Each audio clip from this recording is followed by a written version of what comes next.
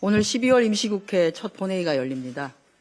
12월 임시국회는 여야가 정기국회에서 마무리하지 못한 각종 민생법안, 개혁법안, 또 경제활성화 법안의 연내 처리를 위해서 힘써야 하는 시기입니다.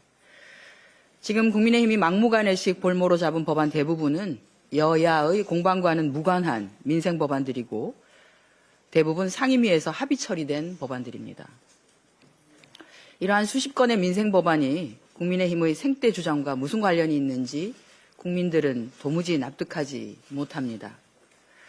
가맹점 사업단체에 협상력을 부여하여 대화와 타협을 통한 상생을 이끌어낼 가맹사업거래공정화법은 소상공인 보호법입니다.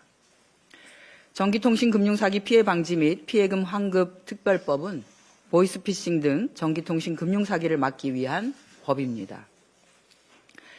전자상거래 등에서의 소비자 보호에 관한 법은 개인 간 거래 확대 등 변화된 환경에 맞게 소비자 보호 장치를 포괄적, 체계적으로 마련해 국민이 안심하고 전자상거래를 할 수 있게 하는 법입니다. 재난 피해자 및 유가족 지원을 위한 재난현장 통합지원센터 설치 운영 근거를 마련하는 재난 및 안전관리 기본법, 소방공무원의 건강관리에 더해서 지역사회의 의료 공백 해소와 긴급 대응에 국립소방병원이 제 역할을 할 수 있도록 하는 국립소방병원법, 정부의 재정집행 계획성과 건전성을 제고하고 예비 타당성 조사 시 국가 연구개발 및 지역 균형 발전을 고려하도록 하는 국가재정법, 준보훈병원을 도입해 국가 유공자와 그 유족의 의료 접근성을 개선하는 등의 보훈 관련 구개법 등 이게 도대체 왜 무제한 토론 대상인 겁니까? 그냥 시급히 처리해야 하는 민생법안입니다. 어거지 무제한 토론으로 지체시킬 이유를 찾을 수 없는 법안들입니다. 국민의힘이 추가로 무제한 토론 딱지를 붙이려고 하는 형사소송법, 은행법, 경찰관 직무집행법 또한 민생법안들입니다. 민생을 외면한 국민의 비난이 거셉니다. 국민의힘의 무도한 필법 폭주 중단을 촉구합니다. 대법원이 주최한 사법제도 개편 공청회에서 사실심 부실 지연을 이유로 대법관 대신에 1, 2심 법관 증언이 우선돼야 한다는 주장이 있었습니다. 사실심의 충실화를 위해서 이미 국회는 지난해 법관 증언 법안을 처리하여 2025년 올해부터 2029년까지 판사 정원을 단계적으로 370명 증원하는 법원 판사 정원법을 처리한 바 있습니다. 1, 2심 법관 증언이 이미 추진되고 있기 때문에 이를 이유로 대법관 증언을 부정하는 주장은 설득력이 없습니다.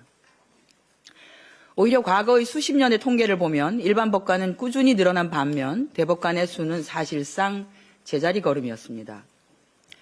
1949년 212명으로 시작한 판사의 정원은 1986년 1124명, 올해 2025년은 3,304명, 2029년에는 3,584명까지 증가될 예정입니다.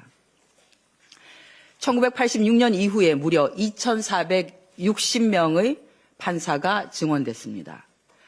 반면 대법관은 1949년 9명에서 시작해 1963년 13명, 1987년 이후 14명 그대로입니다. 지난 40년간 사실심 인력이 2,000명 넘게 대폭 늘었는데도 불구하고 상고심을 담당하는 대법관은 증가하지 않아서 대법관 한 명이 감당해야 하는 업무는 구조적으로 과부하에 놓여 있습니다.